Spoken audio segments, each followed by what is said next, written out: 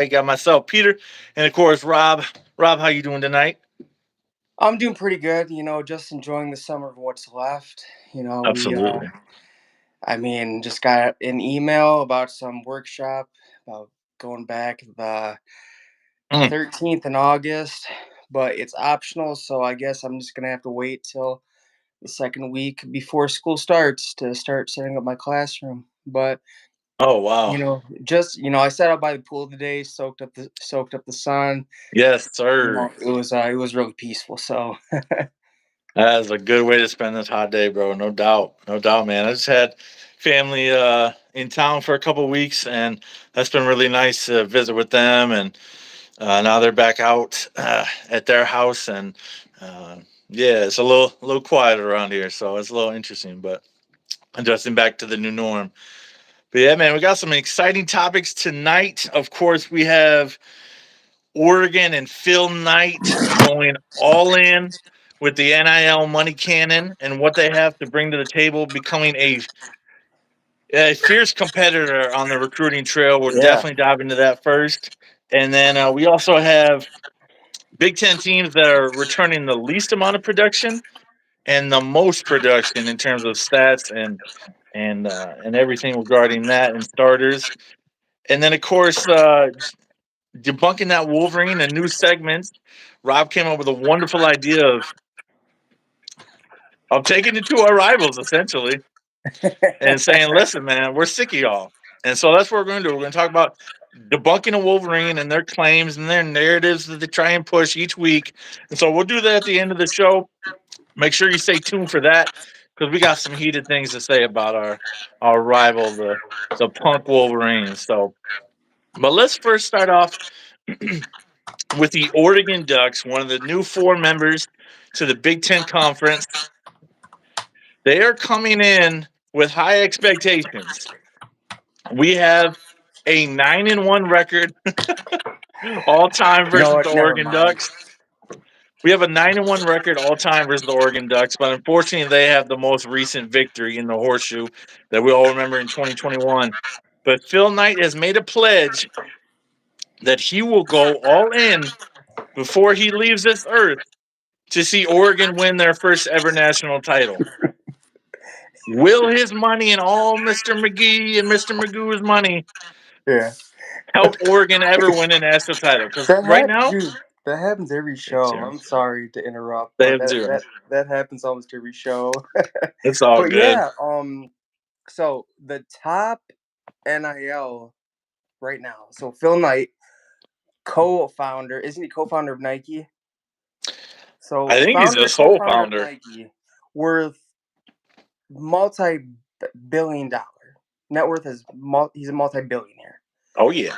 It has been said that he is giving unlimited NIL Yep. resources to Oregon because he wants to see them win a title before he dies, essentially. Yep. Yep. And so we're talking about I was looking at the NIL rankings by teams. Ohio State and Oregon sit at the top with $23 million budget per year. And to me, even Matt Rule, Nebraska coach, said we're not even. It's not even a fair fight right now. That's how much Oregon. That's how much NIL money they're putting up. I mean, even with like their recruiting is just off the charts. This for the 2025 cycle. I mean the 24 cycle was looking good. I mean, really good. I think they had like 23 4 stars, which that's to me that's a well-run class. That's her hand. And it's going to show in like the next 2 years. But this 2025 class, they're killing it left and right with Trey McNutt. They Yep. Well, he's not going. committed yet. Let's just say he's gonna commit. We basically um can say that, yes, but so basically like they're killing it with this NIL. And just to piggyback off that, for those of you who don't think NIL is king, it is definitely king. If you go to 24/7 and you look at the recruiting rankings pre NIL to post NIL, You'll see Hmm. some teams recruiting who have no business skyrocketing that skyrocketed. I mean, we're talking about that record-breaking 2022 Texas A&M class. Their overall score was 333, and that is breaking Bama's Man, by a mile.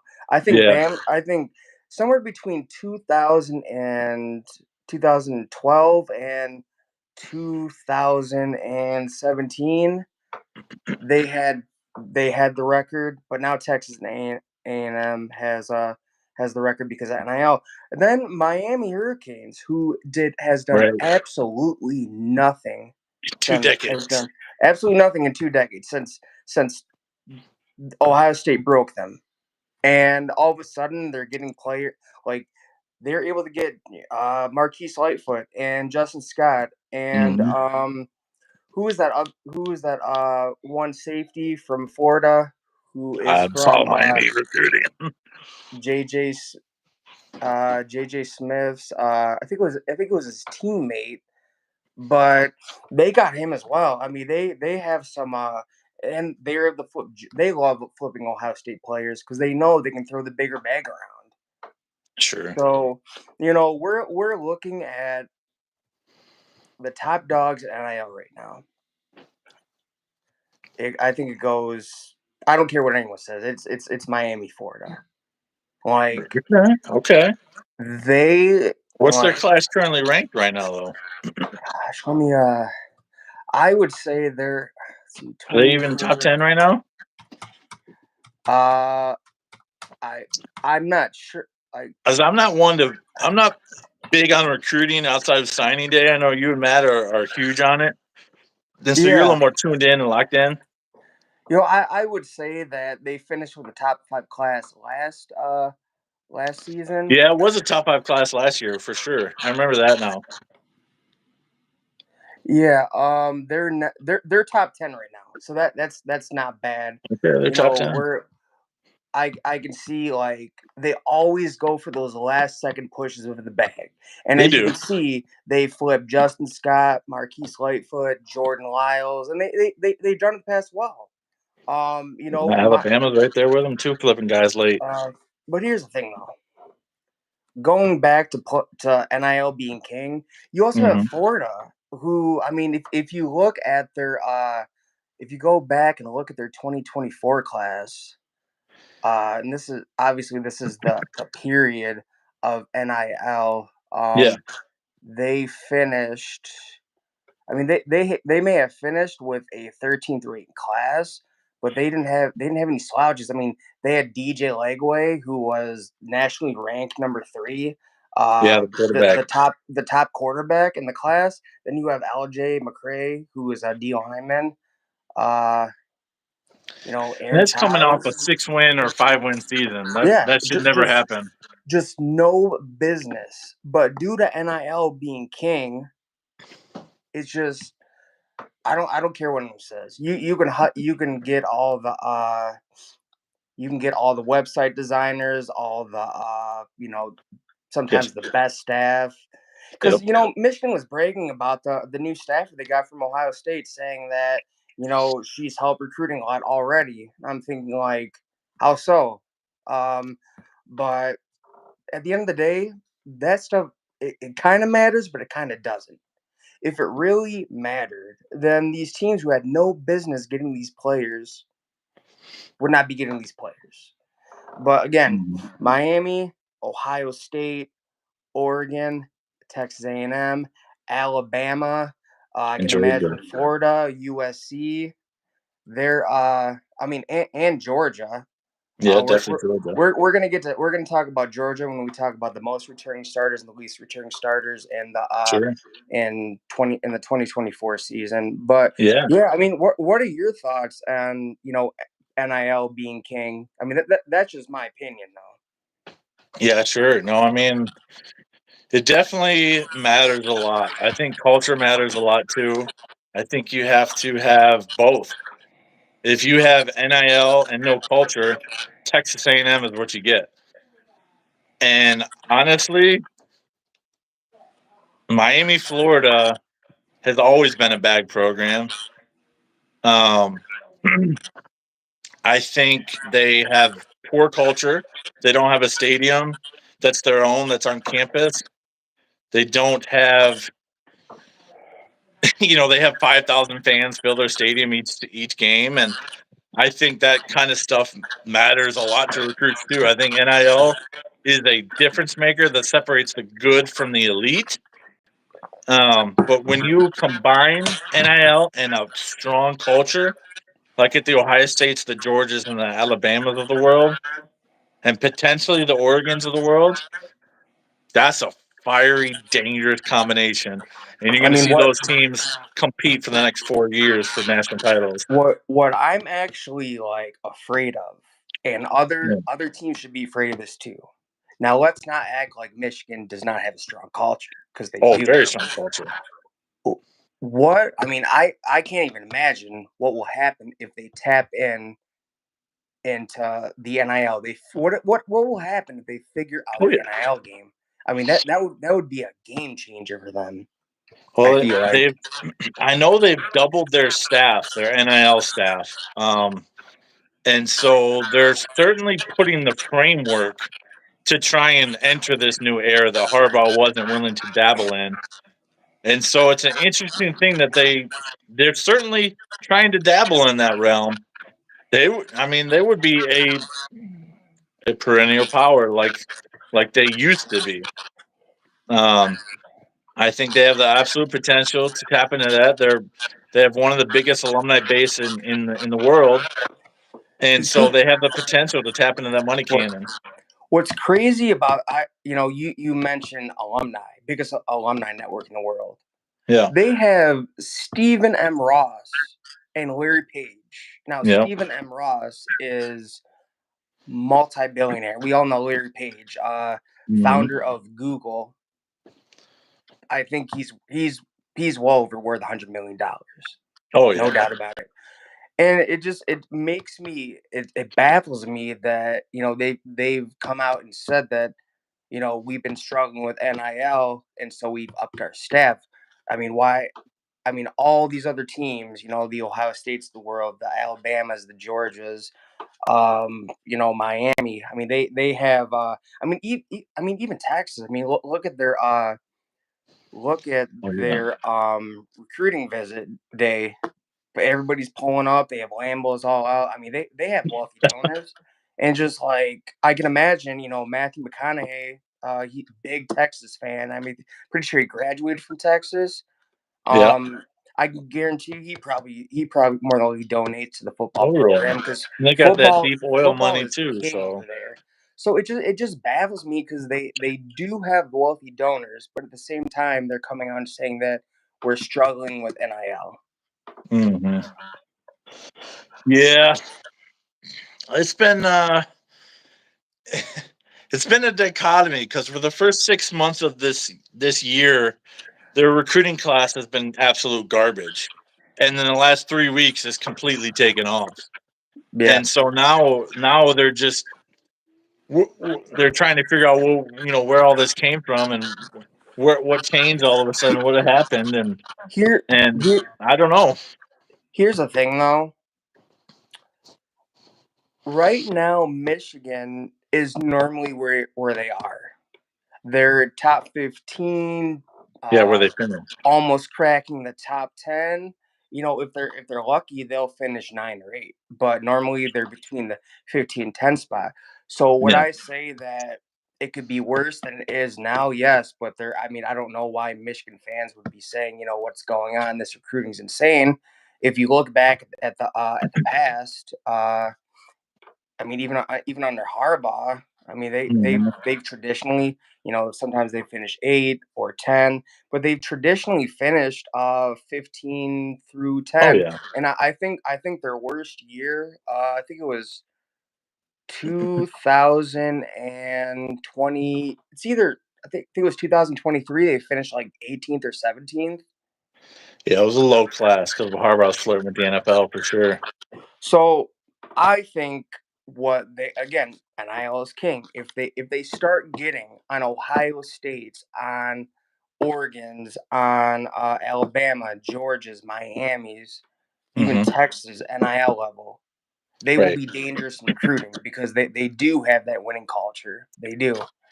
Yeah. But again, It like, would be scary, man. I hope we don't. I know Sharon impresses me as a guy that's very charismatic and very likable. Um, I think he has the potential. He hasn't shown it yet, but he has the potential to be a good recruiter. Now, his staff that he's brought together, in my opinion, is a bunch of old dudes that aren't gonna be elite recruiters.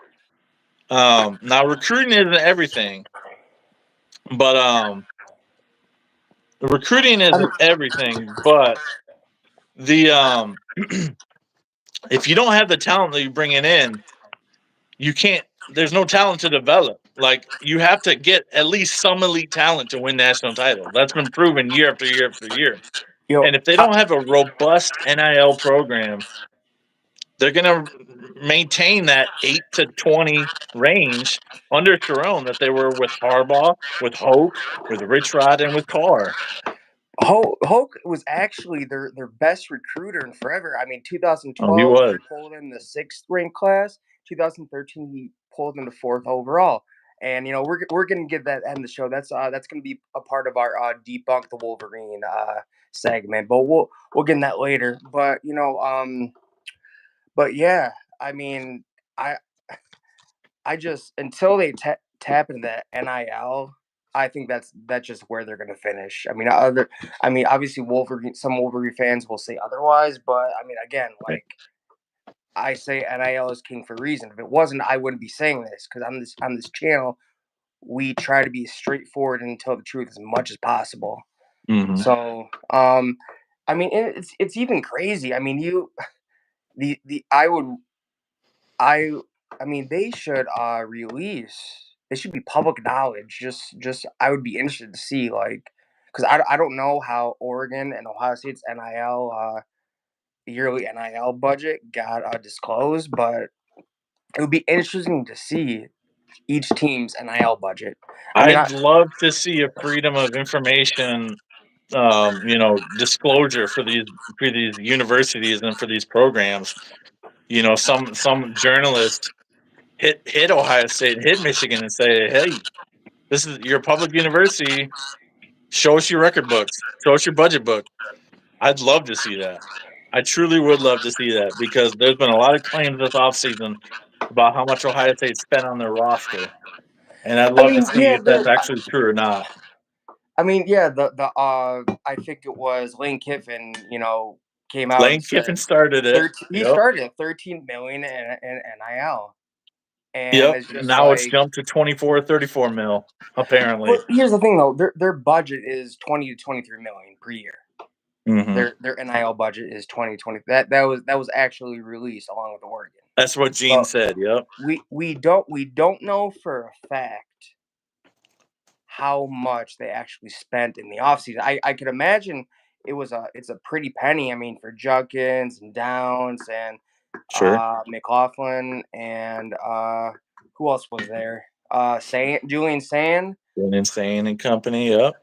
Brought in 7 or 8 guys this offseason. And so some pretty pennies were spent. I'm not sure it was quite that much, but um, it'd be very fascinating to see just how much the Buckeyes spent because they retained a lot of players, and obviously those players were looking for handouts as well to stay at Ohio State and to accomplish their goals and defeat Michigan for the first time in their careers.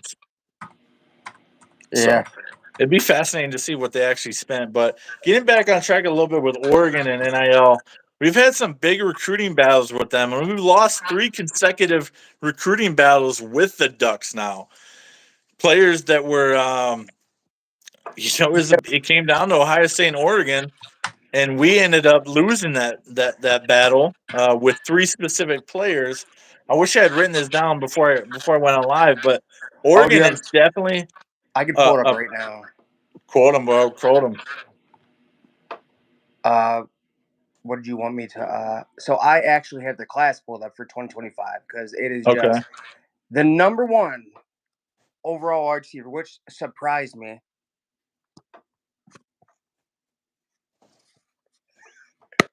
Yeah, Wait, can you hear me? I can hear you, but I can't see you. All right. So uh, the number one overall wide receiver, which was a complete surprise, That's right. De- Decorian Moore. I mean, DeCorian Moore, the number I one mean, wideout. Yep. first LSU, then Texas, and oh, there we go. First LSU, then Texas, and all of a sudden, Oregon's pulling up with their bag. Dorian Brew Dorian was Brew, the corner, right? a surprise. He actually had a crystal ball to Ohio State for the longest time. Yeah, for the Sure. longest time. And then let's see, who else did I know they pulled in a safety. Yeah, there were three guys. Oh yeah, Trey Mc. They're more than likely going to pull in Trey McNutt. Uh, Yeah, it seems likely. they ripped away Jordan Davison from Ohio State, who's crystal ball to Ohio State for the longest time as well. Uh, Oh, Ren, that's right. Those were the yeah, three. running Those were back. the three. Yeah, those were the three. They are about to take. They are about to take Trey McNutt, who is from Ohio, Straight out of out of Cleveland. straight out of Cleveland, and he's going to go to the Ducks. So what I'm hearing from him is he had no desire to be a Buckeye, took one visit, and then that's it. Just close the door on Really? that. Yeah, Just one visit. one visit. He didn't want to take any other visits. He has no desire to be a Buckeye. I mean, he's expressed it. I mean, and even normally Brian Hartline gets these top wide receivers. DK Moore, he said, I want to go my own way and make my own legacy, and not just Yeah. basically saying I don't want to be just another wide receiver, top notch wide receiver who goes to Ohio State and gets to the pros. I want to create my own legacy as the guy who did it at Oregon. Hey, all right. That's fair. I mean, everybody has different reasons for going to different universities and trying new things and trying to create new paths, Marvin Harrison could have went to Syracuse and followed in his father's footsteps, but he came to Ohio State because he wanted to be the best. So Yeah, that's just the way it was for him. Other players choose different reasons to go to different universities. And sometimes it just does come down to the bag. Sometimes it comes down to school and culture fit. Sometimes it goes down to the relationships. I think to me that's the biggest key is the relationship built between the staff and the player and the family.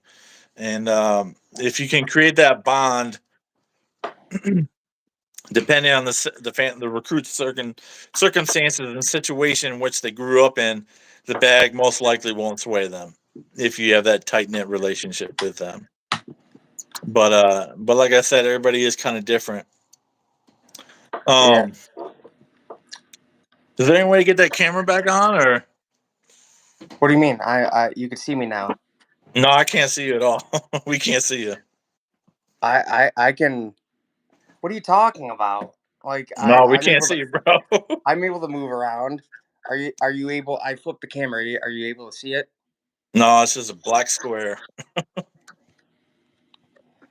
Shoot, is there any way I can like log out and come back in the show, or will it just end the show? No, it wasn't in the show. You could probably log back out and come back on. All right, 1 second. So while he does that, Oregon and Ohio State are going hard and heavy on the recruiting trail, and he's AI, and they're going to be in national battles now that we're in the same conference. Oregon and Ohio State aren't going to play every single season, but there you are again. But the Buckeyes and Oregon Ducks are going to continue to battle out for the top recruits in the nation for the Big Ten Conference. Michigan and Ohio State are used to going after the same kind of recruits, but over the last 5-6 years, they really haven't competed for too many recruits. Donovan Edwards is about the only one that comes to mind that was it came down to Ohio State, Michigan, and really it was all Michigan because his head coach in high school went to the Michigan staff, so it was basically a no-brainer for Edwards to go to Michigan. So it's interesting because the battles used to always be between Ohio State and Michigan, and time to time Ohio State and Penn State, but now it seems like things are leaning Ohio State versus Oregon for the top of the top of the top of each class, Yeah. and I don't think that's going to die down anytime soon. No, I don't. I don't think so either. I mean, again, NIL is king. It's going to come down to winning culture and NIL. Now, let's say that I think it's going to be Ohio State and Oregon. You know, this decade. Recruiting battles, Big Ten championship battles. Maybe top playoff spot. I mean, I'm not going to just overlook and discount Michigan. They could very No, well be in there as well. But I mean, in terms of recruiting for these two, I mean they're swinging haymakers towards each other. I mean they're counter punching and just and stealing delivering blows coaches. to each other. We stole their running backs coach, Yeah, Carlos Lachlan. you know what? I think that's probably why they're taking this recruiting personally. Like, oh, you stole our running backs coach. We're gonna steal your recruits, and they've been able to, I think, flip three. They've been able to flip two, Jordan Davison and Dorian Brew, who again Mm-hmm. had a crystal ball to Ohio State for the longest time. All right. And they're about to take Trey McNutt out of Ohio, out of Cleveland, Ohio. I Yeah. mean, normally it's the best in Ohio, stay in Ohio and play at Ohio State, but I mean, this is just an example of another example of a top recruit from Ohio leaving. I mean, people can say what they want, but losing Jordan Marshall to Michigan, that was huge. And now The big loss. yeah, and now they're about to lose the top safety in the class. But in a way, I do trust what Tim Walton's doing, but Oh, I without don't question. I don't think Buckeye fans should act like that it wasn't such a big deal. Like, oh, we got the other top safety in the class, we got the two top cornerbacks in the class. Yeah, we do, but the the the safeguard that was around Ohio in terms of the Right. top recruits, it's wide open now. It really is. It definitely has the potential to be that. Some teams are plucking. I Some mean, teams are even coming into Ohio borders and plucking. yeah, didn't Alabama take a top edge from Ohio as well? I'm pretty sure they did. I'm Potentially trying. be right. That doesn't ring a bell with me, but like I said, I'm not as in tune with recruiting as you guys are. Get with the Um, times, Peter.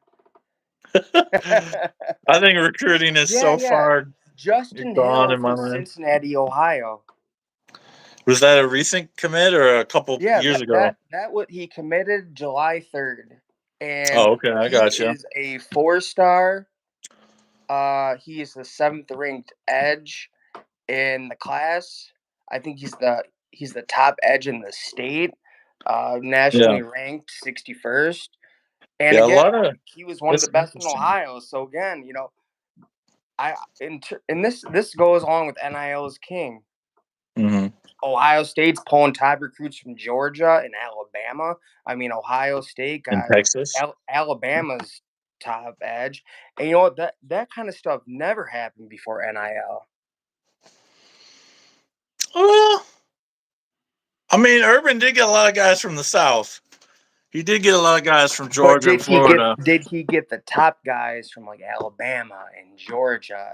I know he recruited Texas and Florida a lot, but I'm talking like, you know, really along the Bible Belt. I'm talking like, I mean, Von Bell was like the number one safety in the nation, I think, and out of Georgia, and he came to Ohio State over Alabama. So it's definitely happened. I mean, maybe that's an outlier though. Maybe that's more of an outlier under pre NIL circumstances. But with yeah. the regionality of college football completely gone now, with conferences being coast to coast, there isn't much regionality left of the sport anymore because you're gonna get games back in your home state. You're gonna get games across the country. You're gonna get games where your family can come see you now that conferences are coast to coast. Dude, I feel so bad for when they have to change like time zones and all that, and the West Coast teams have to come over to the Midwest, and the Midwest teams got to go over the West Coast, Well, and we were hoping. Speaking of Oregon, we were hoping that was going to be a big advantage in 2021. They had to play at 9 a.m. Pacific time, and they still came in the shoe and whooped our hiney. Yeah. Unfortunately, Yeah, they did ran.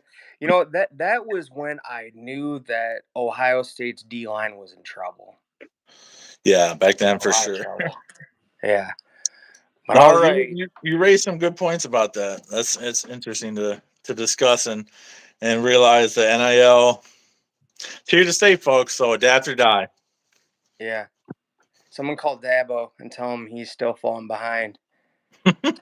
Absolutely, bro. Absolutely. Yeah. What are we gonna bring up next? All right, let's do the most returning starters and the least returning starters in the Big Ten. Then we're going to talk about nationally, Sure. and then we're going to talk about. I really wanted to get into. So I was watching Michigan Voice of College Football.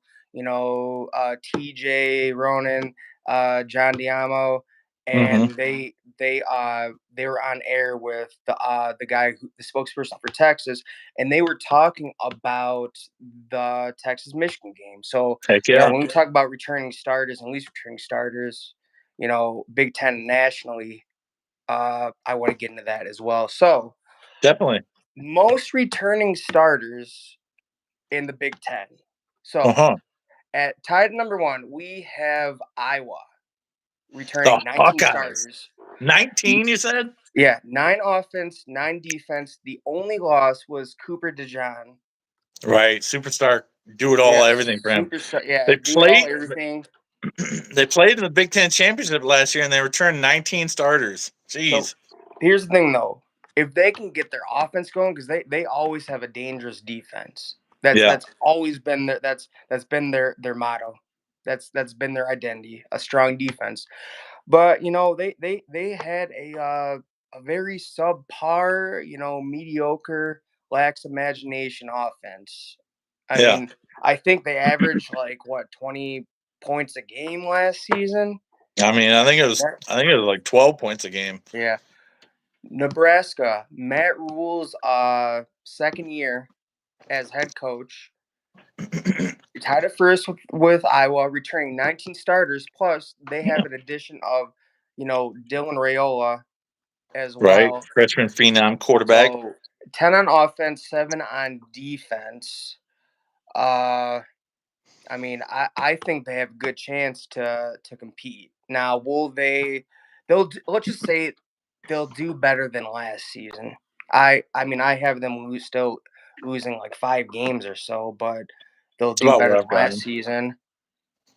Um, I don't want to talk about Northwestern. I mean, they're still trying to get past this. Actually, wait, they didn't they win their bowl game last season? They had a very surprisingly good year last year. Yeah. After Pat Fitzgerald got fired in the middle of the summer, they won, I think, 8 or 9 games last season. Yeah. They returned 17 starters. So they Jeez. they have a Good for them. chance to, up the ante and build upon. I mean that was just like it was just like really inspirational watching. I mean, after Oh, the yeah. scandal and stuff, that Yep. new coach was able to rally the players, and I forgot who they beat in the bowl game, but it wasn't a slouch team. Goodness. Oh, that was so long ago. Yeah, I don't Yeah. remember either, but I remember it was an impressive victory, I and I know. was like, what the heck? This one should concern Ohio State fans. Penn State returned 16 Yep. starters, 8 on offense, 7 on defense. Alex Urich is no longer the offensive coordinator. Now, let's be honest. Yep. He really stunted the growth at offense. He really stunted He sure did. gosh. He Drew really LR.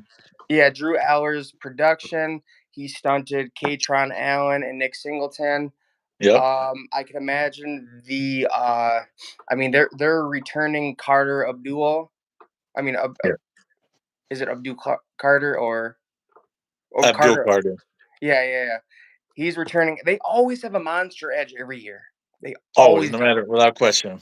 But they return 8 on offense, 7 on defense. The one thing that's what should concern Ohio State fans, and it's gonna be at Happy Valley. But one thing that should concern Oh, Penn State fans is the the departure of Manny Diaz. Yeah, he's Genius gone defensive now. genius defensive coordinator, kind of wishing that Ohio State would have tried to pluck him away. Not gonna lie, but yeah, I think they could be big contenders. Greg Schiano, Rutgers been doing a good job, doing a great job. They completely blasted Miami. It seems like I remember watching first year coach Chris Ash Yeah. just get obliterated by Michigan 70-0. Just Yep. didn't work out. And then Greg Schiano comes home and they're actually looking somewhat respectable. They're building. They returned 16 starters and they've had Yeah. pretty good recruiting classes, better than previous years. Yeah, Big Ten fans, don't sleep on Rutgers. They were a 7-win team last year, and they were in every single ball game. They've been building slowly back up, but gradually and progressively getting better each season. So I expect them to get at least 8 wins this year. We'll see, though. All right, on to tied for sixth. Ohio State returns 15 starters. Let's see, 8 on defense, plus the addition of Caleb Downs. Right. And 6 on offense. Emeka Ibuka's coming back. The good amount of the O line is coming back. It's great that Donovan Jackson is gonna be. Did you say he's starting at right guard or He'll left be guard? starting at left guard, yep, Okay, alongside Josh left Simmons, guard. yep. So he's going to be the stronghold of the offensive line. I can imagine that. What Josh Simmons? I mean, Yep, he Josh he Simmons at got left he tackle. got better as the year went on, He sure but did. what really is going to be the anchor of that team is that defense. I mean, we're talking about they're loaded, absolutely loaded, especially the back end. Yep. The Um, secondary BIA is absolutely stacked, man. yeah, and I thought about the offense for those who are panicking about offense. I mean, yes, the offensive line is questionable, but Hmm. in the past, I've eaten my words, and if I do, I will apologize to Buckeye Nation because as of right now, we've been bashing Justin Fry left and right.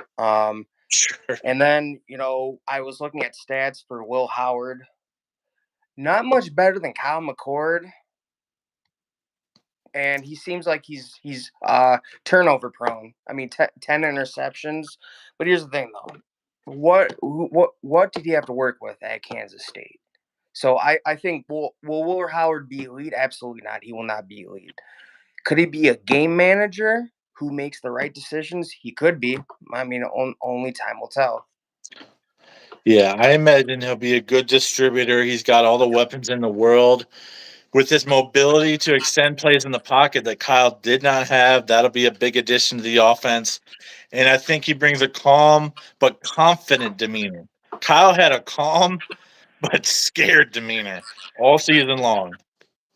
And I think that's going to make a big difference in the quarterback room and the leadership for the Buckeyes this season.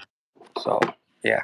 So going to Michigan State. So I'm going to skip some teams. We're going to Michigan State, tied at 8 for 13. The reason I'm going to Michigan State is because they have a brand new coach. Isn't it Yeah. Jonathan John Smith. Jonathan Smith? Came from Oregon State. They had a pretty good year last season. He revived that program, rebuilt it. Became winner. What works in his favor is not only is there's 9 returning starters on defense. Now let's be honest, the guy who took over when Mel Tucker got fired, he was not that great. I mean, I could just tell he was just out there holding the clipboard, doing Yeah. God knows what. But the thing that hurts them is there's only 2 returning starters on offense. But they have Aiden Childs, who they got in Yeah. the transfer portal from Oregon State quarterback. So that could work in their favor. That's pretty wild that they have 9 returning starters on defense to me because they lost their 2 best defensive players. They lost their defensive end of the portal, and then their top cornerback, their number 1 corner, transferred to Michigan. And so that's interesting because those are the 2 best players on defense. So, yeah, Oh they might yeah, return 9 starters, that's but that was right. off a putrid defense. Putrid defense. Oh yeah, they got shredded by Michigan and Ohio State big time. on the Yeah. ground, in the air, you name it. No It contest. happened. Um, Tied at 11. I'm going to Wisconsin because Luke Fickle. He is going Renaissance. into, I think, his third year now, second Third year, season. Third third season season. under helm. And normally we start to see Luke Fickle teams really flourish in their third year, their third, fourth year. Uh, Yep. That's true. 12, 12 returning starters, 5 on offense, 5 on defense. Um, they have one of their veteran safeties back, so that's going to help them on defense. They have incoming transfer court Tyler Van Dyke. Van Dyke, yeah. Yeah, Yep. Tyler Yep. Van Dyke. Wasn't too impressed with him last year. I don't think he's a difference maker at the QB position, but he does have mobility and the ability to extend plays like Will Howard does. I don't know. I don't have a ton of confidence in Fickle's boys this year, but we'll see how they do. Tied 13, Oregon Ducks. It doesn't matter that they're returning 11 starters. They will be close, dang near close to elite next season. They've recruited too well. Dan Lanning is building something special. Michigan fans swear that they're just going to walk over Oregon. Like, do not overlook this team. Dan Lanning's coming. He's building something special. I think that they're the biggest threat to everybody else in the Big Ten to win it their first year in the conference. I know you're not alone in that observation and that prediction. I've seen other people predict that as well. I think they're a very good team, and they certainly have the talent. They've recruited well, like you said. I just don't trust their lines yet to be Big Ten meaty lines yet. But that's my opinion. I think they have a very. The other thing is they have a very tough schedule. They both play Oh yeah. versus Ohio State in Eugene, and they have to travel to Ann Arbor. They still play Washington, who are obviously going to take a step back, but they are not getting a favorable welcome to the schedule from the Big Ten. And so, although they're a very talented elite team, we'll see. I'm still developing my opinions and my thoughts on them, but they have a chance to be in Indy for the Big Ten championship. Don't get me wrong. It's just I have to see their offensive lines and defensive lines match up against the Big Ten meatiness that the Pac-12 didn't have, and so we'll see if they can stand that test. If they have the depth to stand that test, which according to the stats and the research the last couple of years, perhaps they do. Yeah. 16 USC Trojans 9. Now, the USC Trojans lost a lot of talent in the transfer portal. They Yeah. lost gosh, who's that edge they lost? I'm trying to think of his name. He was one of the top edges, I think the 2020 or 2021 class. Okay. Yeah, but he's going to Fresno State. The I Fresno think, State. yeah, he's going to Fresno State. I mean, That's a that's step just what. down. I mean, you can blame Alex Grinch. I Oh don't yeah. think one. I Well, don't he's think one. gone now though. Yeah, he's gone, but still, like this is the. So, talking to Matt the other day, he is comparing Lincoln Riley's relationship with Alex Grinch to Rodney's relationship with Justin Fry. They're not working out. They're not developing. They're just terrible at what they're doing, Mhm. and they kept him for too long. So I mean, not only that, but you lost you lost Malachi Nelson, one of the top quarterbacks in the recruiting cycle. I think the 2023 recruiting cycle lost him. I think they lost one of their top wide receivers, top running back. We did. They lost Damani Jackson to Alabama.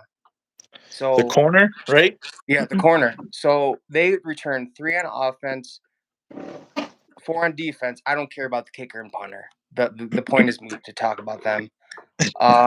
So Jim Tressel does not agree with that statement. okay. But that's fine. But I'm talking about I like talking about players who are on the field the majority of the time. Yeah, no, I get your So, point. but I mean, yeah, if you look back at history in terms of Ohio State kickers, they gosh, I'm trying to think.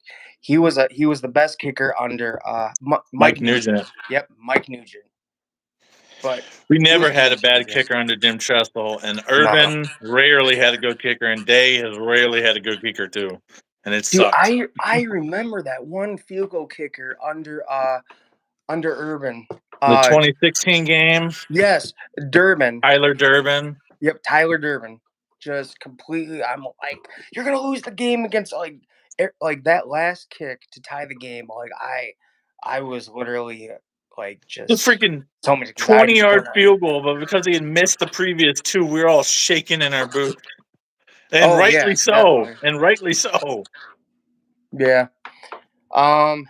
Okay. At 7. So the two teams that bottom out these rankings are Michigan and Washington. We'll get to we'll talk more about the Michigan and Washington, but Michigan I don't they returned 6 starters, 4 on defense, 1 on offense, and 1 punter.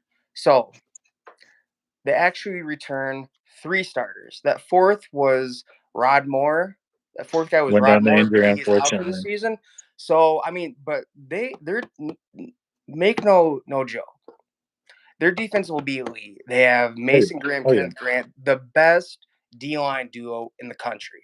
Anybody who says otherwise, they got it better. They're liars. They're lying to themselves. Yep. Will I Johnson, agree, unfortunately. the best cover corner in all of college football. Yep. Like, No disagreement from me there. um, and then you have what's working in their favor actually is those players were developed under the Harbaugh regime who are coming up. And, also Michigan actually had the most minutes in terms of their backups played in all of college football. I think a lot of the games they played most of the second, like good amount of the second half. But I mean, one could say that's in garbage time, but I mean that's something that Ryan Day didn't do. Look what happened when their back was finally got a shot. They didn't do so well. Yep. So if anything, Ryan Day should be taking notes in terms of that. Especially as the season extends and you have to place 15, 16, or 17 games. Depth is crucial because injuries will come. Yeah, yeah, um, but yeah, pretty much they are they lost their entire starting offensive line and return only a handful of the defensive side. Yeah, they So lost every single losing starting their receiver whole too. offensive line is Yep. huge. I mean that was a dominant line. Uh, and if you look at their depth chart, they're losing a lot of experience too. I mean, Oh if you look yeah. if you look at their 2023 depth chart, graduate, redshirt junior, then you have senior. I don't think anybody was less than, you know, been there less than 4 years, except Mason Graham, Kenneth Grant, JJ McCarthy, and Will Johnson. Boom. I Yeah. mean, even Michael Barrett, I think he was from that 2018, He 2019 class. was with the team for like 17 years. Yeah, he's been so they had the most experience, the oldest team in college football, and they pretty much starting over from scratch. So With 3/4 of a new coaching staff too. Don't underestimate that either, folks.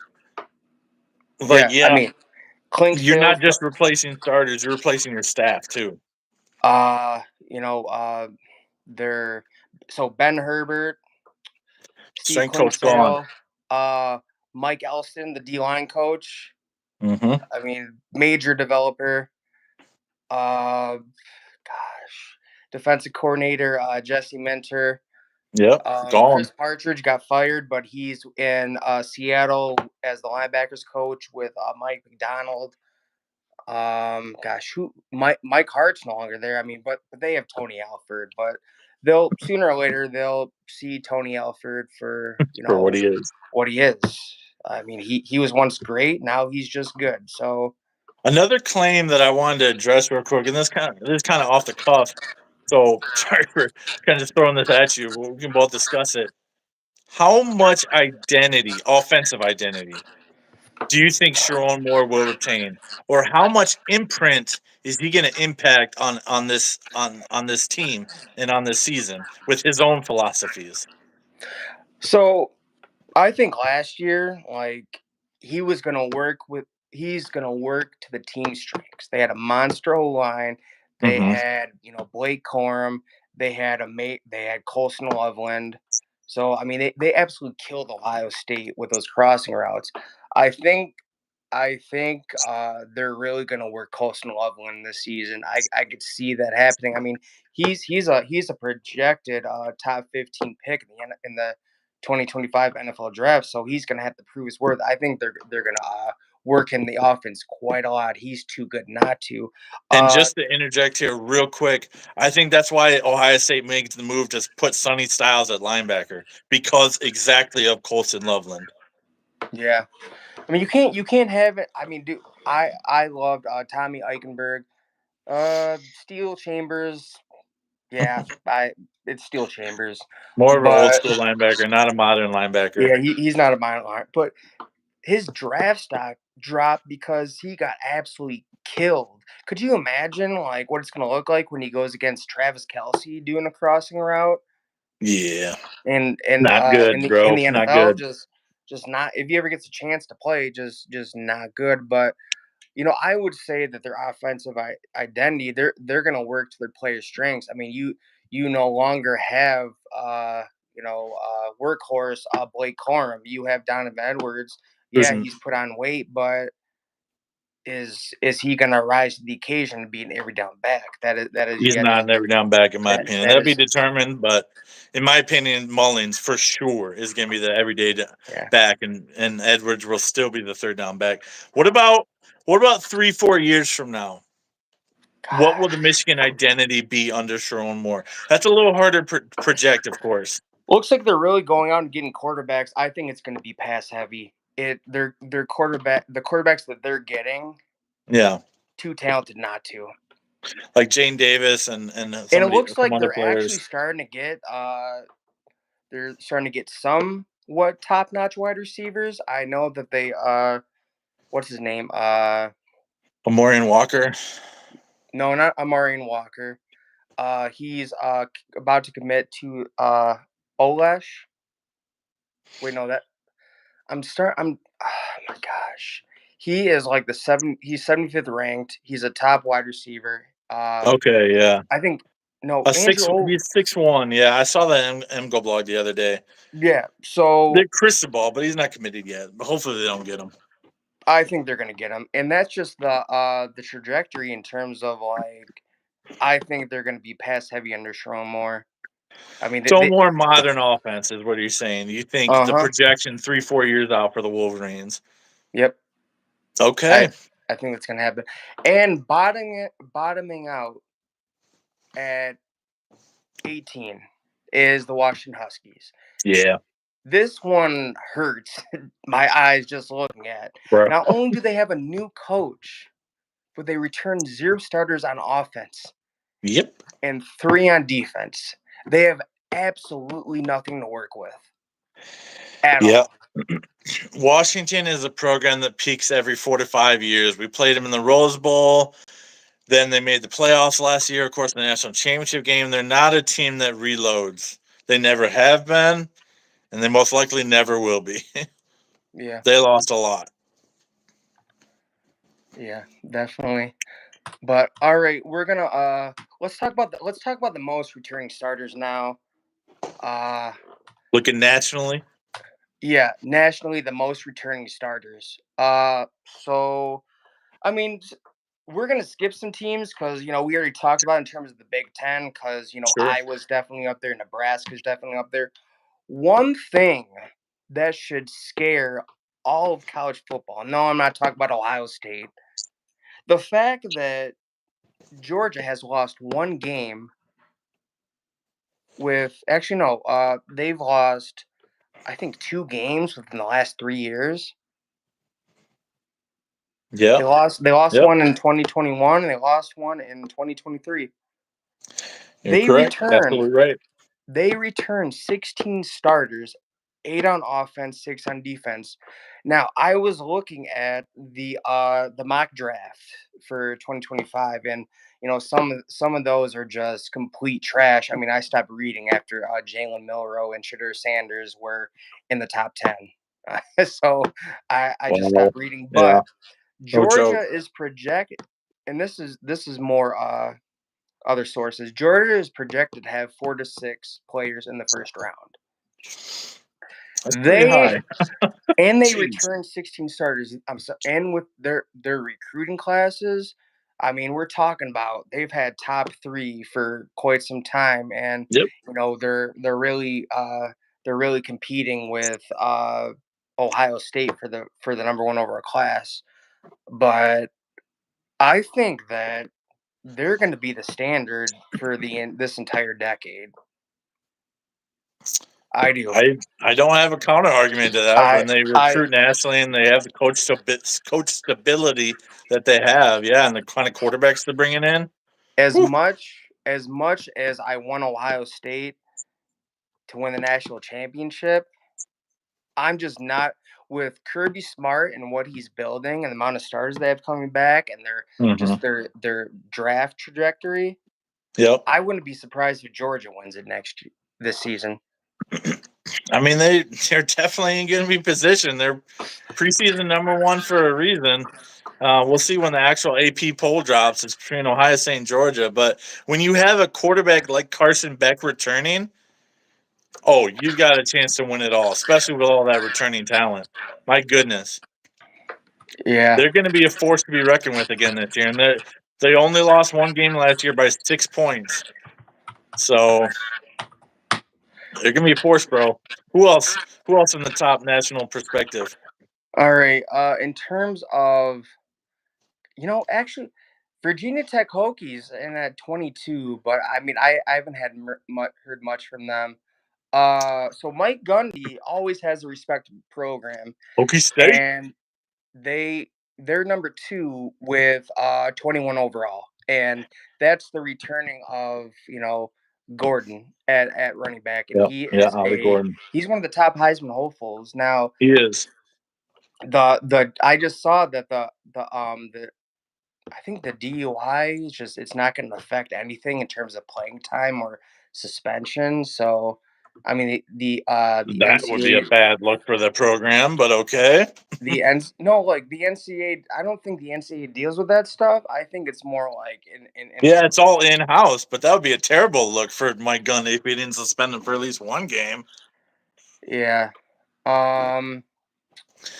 Oh, So and real quick before we move on that point, Oklahoma State and Kansas, the 2 favorites for the Big 12 conference this year. So that'll be interesting to see when they yeah. square off. Oh, okay. If they're the 2 favorites. Yeah, Oklahoma State and Um. Kansas. Let's see another notable team. I mean, we already talked about the Georgia Bulldogs. Penn State is tied 12 nationally. Um, Ohio State nationally, I think they're tied for 21 with the Minnesota Golden Gophers, Louisville. I mean, look out for Louisville. I think they have a good chance to win the ACC this year. I Okay, yeah. I really do think that they have a big chance to win the ACC this year. I mean, Clemson doesn't look like it's returned to dominance. Florida State, I mean, they look like a whole different team without their quarterback. It doesn't seem like Sure. they're. I mean, wait, they have DJ Uy, I forget his William name. Galele, Florida State does, yeah. Yeah. Um, Never been too impressed with him though. Texas Longhorns, 15 stars in return. And we're gonna kind of transition to Michigan versus Texas now. So All right.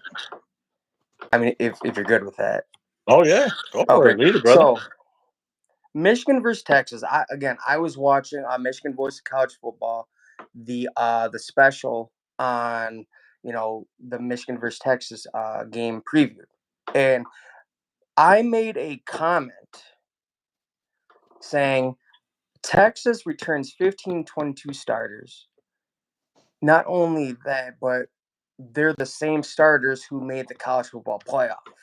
Mm-hmm. And a couple fans told me to shut it that experience and return start doesn't matter through the transfer portal. But if you go and look at the 2023 depth chart for Michigan football, they have the most returning starters and the most team chemistry. So that is the height of hypocrisy saying Yeah. that. I mean that makes absolutely no sense. So seeing that, I mean 15-22 versus 422, Steve Sarkisian is building something special in Texas. I mean I think it's kind of safe to say that Texas is back. I mean he was obviously forgiven not beat for not beating Oklahoma because they made the playoff. Right. I think that I mean Michigan fans swear that Quinn Ewers is gonna get picked off 6 times, and yeah, Mason Grant and Kenneth Grant are gonna wreak havoc, but don't act like Quinn Ewers is some slouch. I mean, he's a legit quarterback. He went to Tuscaloosa last season and just he threw some dimes, some crucial Drop some plays. And darts. let's be honest, if he did not get injured in that 2022 season, they would Mm-hmm. have beat Alabama that game. That would have been them twice in a row for sure. Yeah. Yep. So, I and plus, like Michigan is starting from scratch again. They went from the oldest team in college, oldest, most experienced team in college football. They swear up and down that it's just it doesn't matter. But that was the key to their that was a big key to their success. I mean, all those players coming back, having those upperclassmen that have been there for 5-6 years. Now Mm-hmm. it looks like they're working with Mason Graham, Kenneth Grant, and Will Johnson leading that defense. That's pretty legit. But I mean, the offense is what's suffering the most.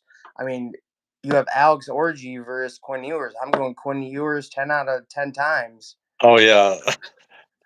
An experienced starter versus a guy who has yet to throw a collegiate pass. Yeah, that's a big difference. That's an So easy win for Quinn Ewers. here's why I'm picking Texas. Let me 15 of hear it. 22, 15 of 22 starters. They have experience. They have chemistry together. 15 of those have been in the college football playoff. They almost came back against Washington and made the national championship. If it wasn't for Quinn, it wasn't for Quinn Ewers. I think got picked off or, gosh, I'm Yep. trying to think what happened, No, that's but what happened. they would have made the national championship. They have a good offensive line coming back, good defensive line.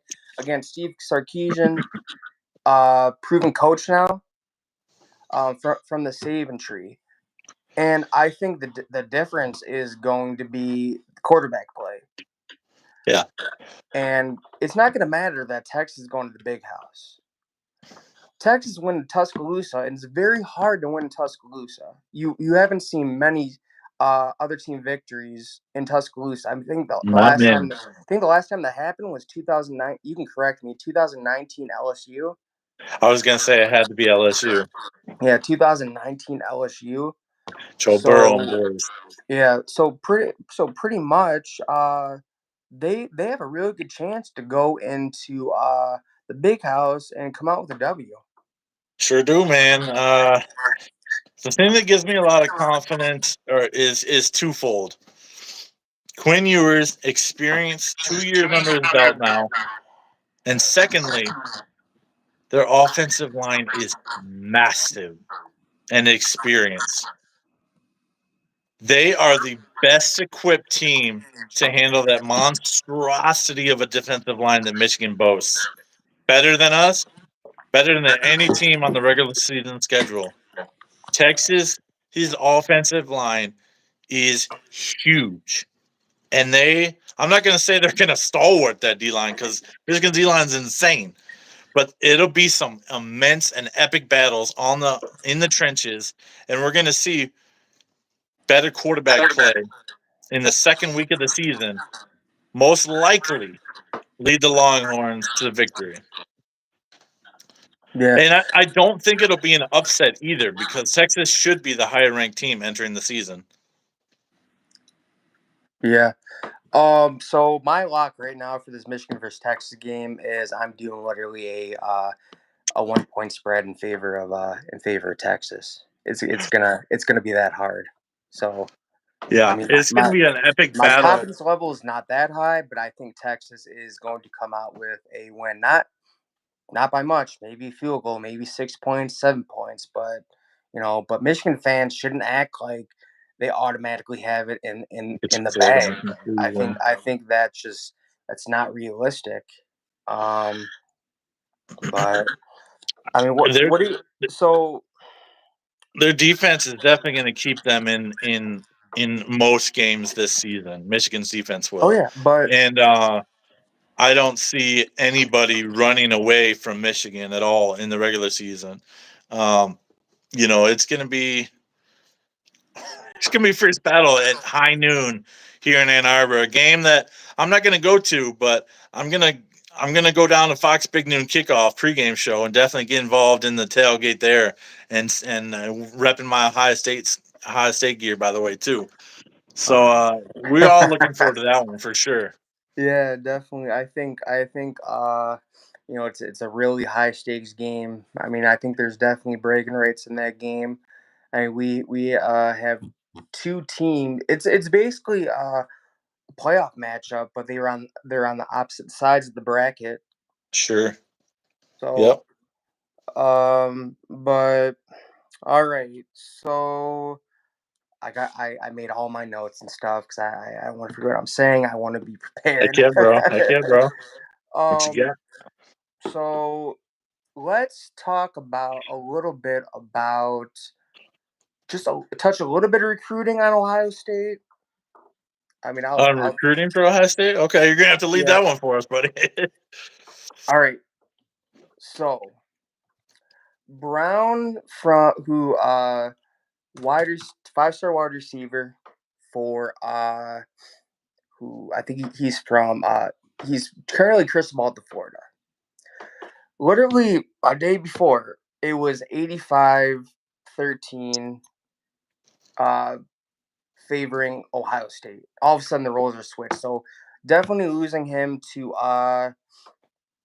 Florida. He's not coming to Ohio. I'm pretty sure he's not coming to Ohio State. Then we have Trey McNutt. I don't even know why you're talking about Trey McNutt. It's time Yeah, to leave him in the rear yeah, view mirror. It is what it is. He does not yeah. want to be. Is it true at all?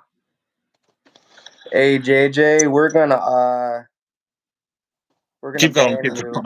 We're JJ. We're gonna give you one chance to redeem yourself, or we're gonna ban you. All right. So, uh, so going back to what I was saying. So Brown not coming. I don't think he's I coming. don't expect us to get any more receivers in this class, to be completely honest. Like we've got 4 or 5 already in this one class. I'd be surprised if they added another. Yeah. Can I stop and address something? JJ, we want to keep this as clean and as friendly as possible. We would love to have you. We welcome all fans. We welcome Michigan fans, just anybody. We would love to have you, but there's just some things that we can't have happen. I hope you understand. All right. Yeah, we always keep it PG on the channel. Yeah. So basically, I don't even know why you're talking about McNutt. He's not coming to Ohio State. No, he's not. He's clearly going to Oregon. Uh, he's probably just putting Ohio State in his top five just to appease the family and friends. That's about Hmm. it. He'll have a head on Um, the table, but there's no way he's selecting it. yeah. And so David Sanders Jr., who is the last Woo. highly coveted piece, he is the top lineman, offensive lineman, all of college football, In the nation. the nation. So from what I'm hearing is that Ohio State knocked it out of the park with a visit. That's what his dad said. NIL is not a problem, and they're really considering Ohio State now. His commitment Can date's coming up, correct? Yeah, The August 19th? 17th actually. Oh, the 17th. So Tennessee's in the mix, Nebraska's in the mix, and Georgia's in the mix. Now, Mm. if you look, the two teams I feel most threatened by is Tennessee and Georgia. Not so much Nebraska. Tennessee's on the up and up, and Georgia, they, yeah, it's it's Georgia. They have a really good winning culture. Uh, they, I mean, Broderick Jones, who got drafted by the Steelers first round, and then you have I'm pretty sure they have a number of offensive linemen who are going to be first rounders this season. Oh, without But question. but and did you see that Georgia got that former star basketball player who's now a football player? He's like 6'11", 315 What a 15 monster. pounds. He's going to be on the offensive line. That is just insane. So they have a really good chance as well. But from what I'm hearing, it's between Ohio State and Tennessee. I don't think Clemson's in the mix anymore. I could be wrong, but I just think see. Here's the thing: the common denominator, and I'm sorry, but we all know who that is. Justin Fry. And I made a video about this. Yeah. His recruiting has not lived up to the recruiting under Coach Stud. I mean, go back, look at the recruiting classes. People, this is public knowledge, and that's the trend that you're seeing. Just keep going. Oh, that was the No trend worries. that you're seeing from a Urban Meyer regime to a Ryan Day regime. Just the offensive line recruiting. I mean, currently we only have Carter Lowe and some guy I don't even know his name. Yep. We have two offensive line recruits right now in a almost full class. Yeah, I mean, like, I can bring it up right now if this just. It is demoralizing, but Sanders is one of the guys, the only guy's recruitment that I've followed so far. He I haven't heard anything about Clemson in a long time in that recruitment. Yeah. Let's see. His name is Jake Cook from. I said Centerville, Ohio. It's Westerville, Ohio. Oh, I see, I see. Three Right stars there in from Columbus Westerville, then. Ohio. But still, like, go look at the O line recruiting under Coach Stud. Why do you know why he was let go? Because I just was it after that Michigan game in 2021 or. Um, well, I know that there was a lot of consternation about him as well. I remember that on the boards also. A good recruiter, not a good developer. Outside of Paris Johnson and Thayer Munford. But wasn't he the offensive line coach the whole time Urban was there? Not the whole time, no. No. He came in about midway through his career. I don't know anything about rugby.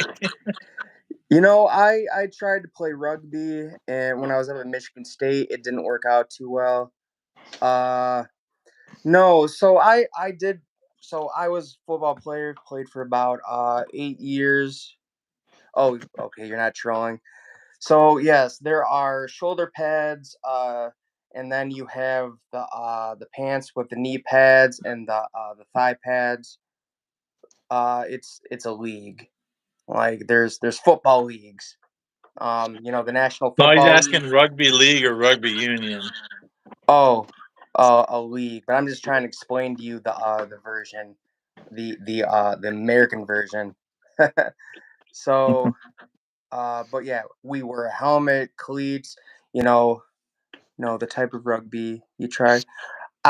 Dude, that was back in like 2013. I honestly don't remember what type of rugby it was. I'm just being honest. No worries, no Yeah, worries. it's all good. But all right, back to Coach Stud. Yeah. Coach Judrawa. He was We had a lot of the same complaints that we do about Justin Fry, in all honesty. Except it was kind of the reverse. Good recruiter, horrific developer. And one thing I do want to point out, though, in recruiting rankings, offensive line is the hardest to actually judge correctly. That's what I've read over the years of following recruiting and recruiting forums. Getting offensive linemen assessments correctly is extremely hard. Yeah. So a Yeah. 3-star like Pat Elfline turns into an All-American for Ohio State. Yeah. A 3-star like Nick Mangold turns into a 17-year pro career in the NFL. And so, yeah, I don't know. I mean, But so yeah, he's the last highly coveted recruit. If Ohio State lands them, I think they're guaranteed the number one spot, the number one overall ranking. you think we can hold on, even though I we're probably I going to have too many more recruitments the rest of the year? I think they can Commits. hold on as long as people don't decommit and flip. I mean, right now it's 309.94, and the closest Alabama at 291.53. It's a pretty sizable gap, and it would grow a lot with Sanders' commitment. Yeah, it would. I mean, that dude's a monster. I mean, I think as of right now, in terms of the O line, he is college football's top prize. There's a lot of money, I'm sure, being thrown his way right now by all the schools. Yeah. We know Tennessee was a bag school before NIL, and we Yeah. know Georgia's playing the game, and we know Ohio State's playing that game. So Yeah. we'll see what happens with his recruitment. How confident would you say, on a scale of 1 to 10, that we end up landing David Sanders a week from tonight? So the dad said NIL is not a problem, that Ohio State knocked the visit out of the park. So I'm Mm-hmm. going to give it I'm going to say 50-50, man. Justin Fry, he's the common denominator. I mean, fine. You know what? Fine. 65% confident. 65%. All 65% right. confident. That would be a big coup, man. That's a recruitment I would certainly celebrate if we got him, because that is our weak spot on the roster and on the starting team for 2024. We need offensive line depth. We need talent on the O line, and he would immediately bring that to the Buckeyes. So, Yeah.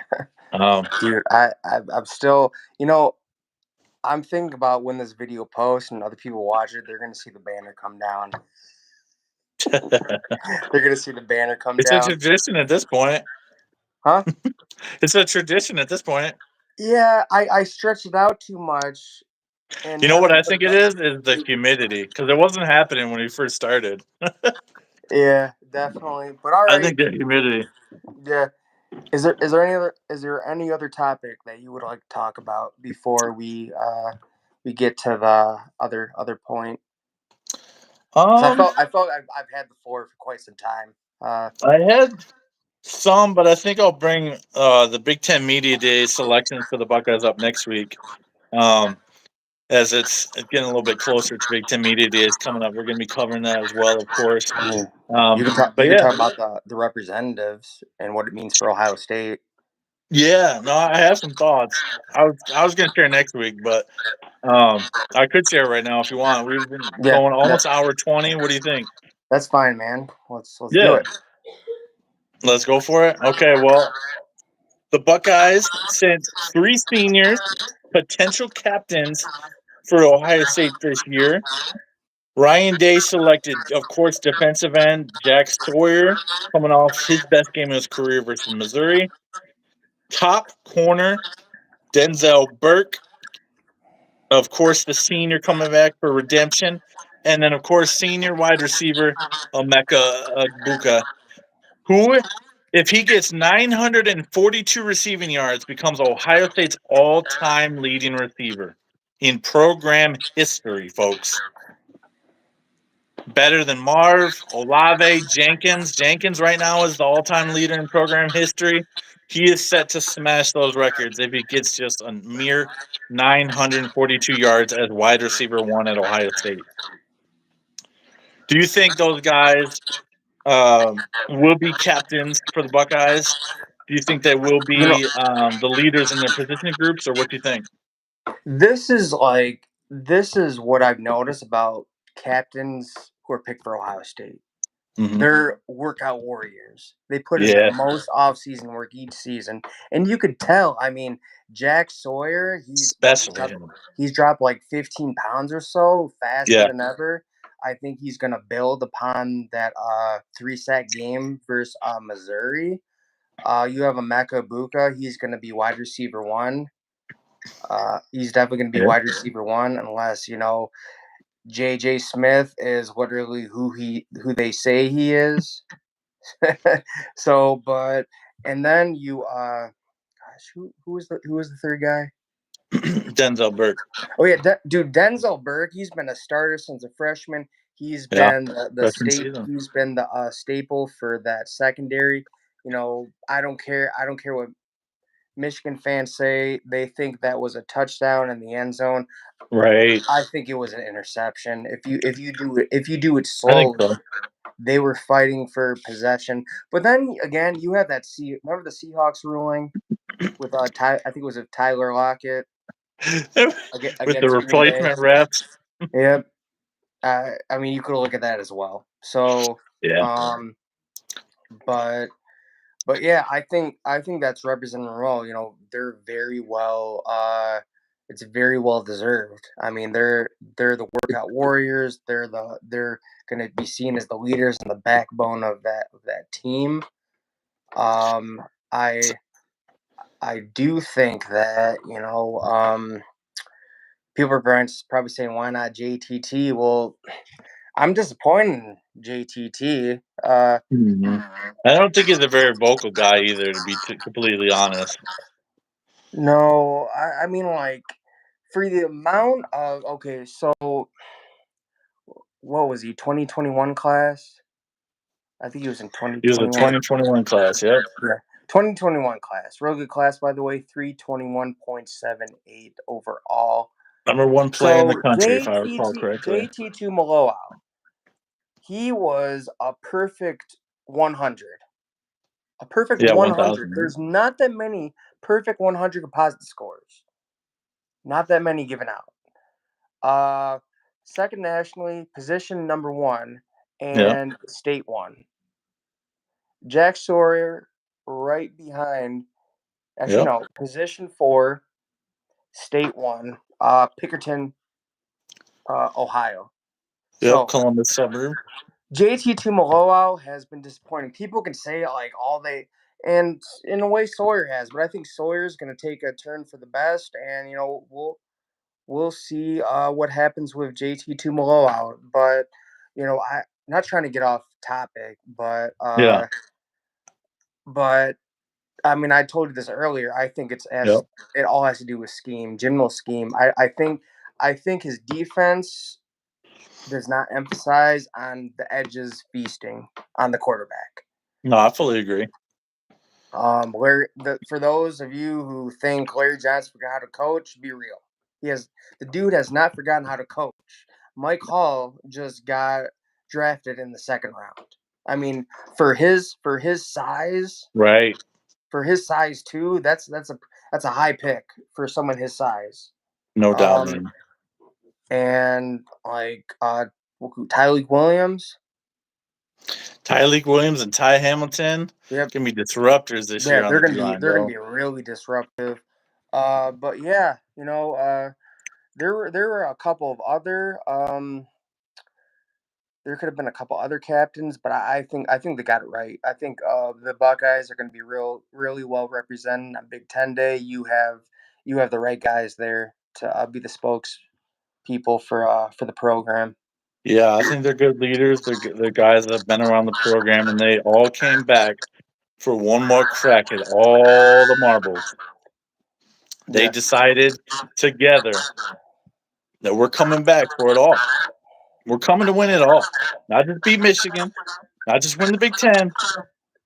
Our arch rivals got it done, and now it's our turn as we bring back, as you mentioned earlier, one of the most experienced teams in college football, and with some great transfer portal additions as well. It's gonna be fun to see what kind of attitude they bring to the Big Ten media days. Because a lot of players have been saying "natty or bust." A lot of fans have been saying "natty or bust." It's gonna be really fun to see the quotes come out of Big Ten Media Day on how the players are truly approaching this upcoming season. Yeah. What's up, Chiefs fan? We got some NFL guys coming in here. Yeah, we got some NFL guys.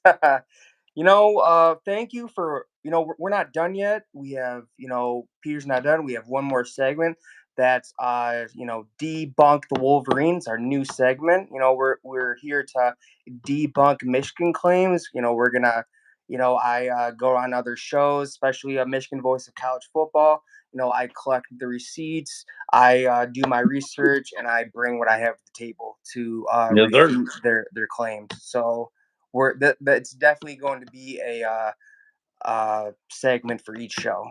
But you like what you saw, click like and subscribe. We go live every Thursday at 8:30.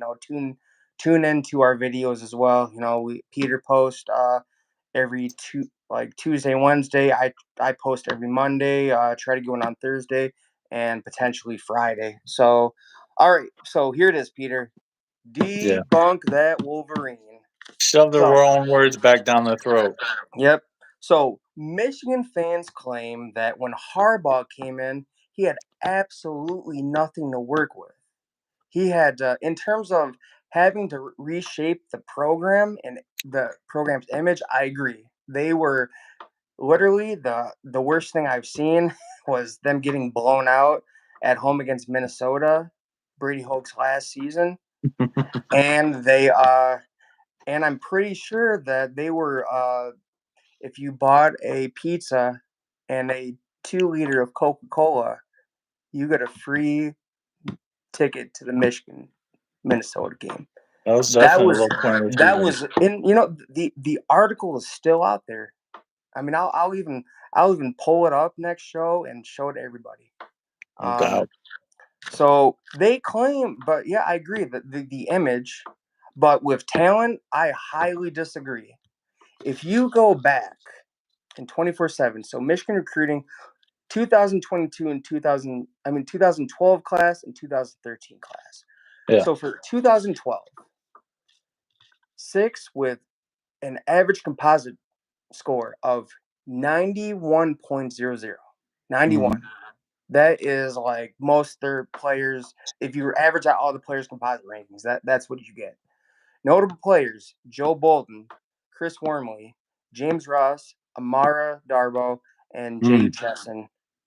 Mm. Um, so, and I mean, six overall in the class.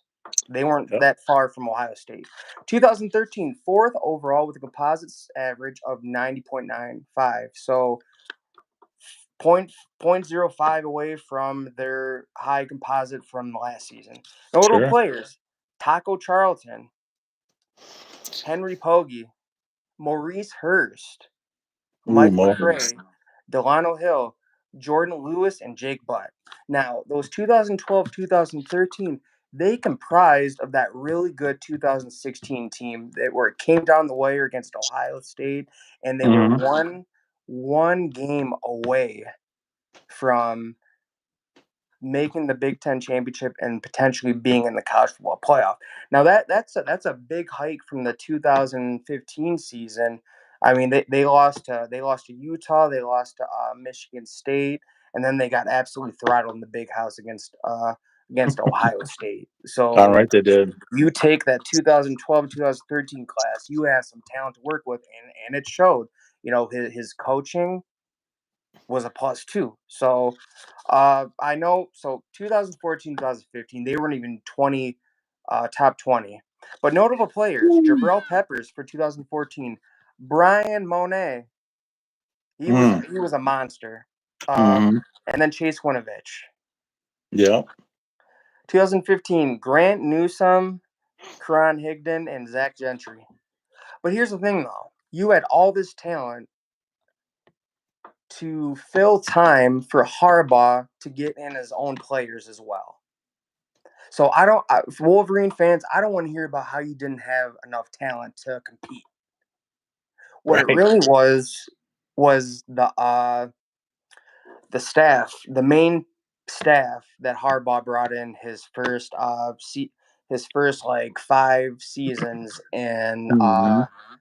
at Michigan, and Don Brown was the biggest offender of them all. Love Don Mr. Brown. Blitz happy, I'm gonna get killed in the crossing route, and I completely suck at second half adjustments. Um, That sums him up to a T. yeah.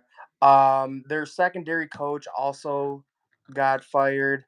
I forgot his name, but um, after the 2015 team, DJ Durkin left. I forgot who else.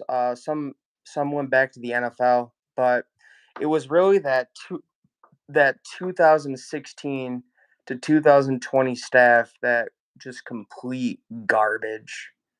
They're They're pretty rough. Josh it Gaddis wasn't was a horrific offensive coordinator with his speed and yeah. space mantra. So He's been failures at Miami and Maryland post Michigan stops as well too.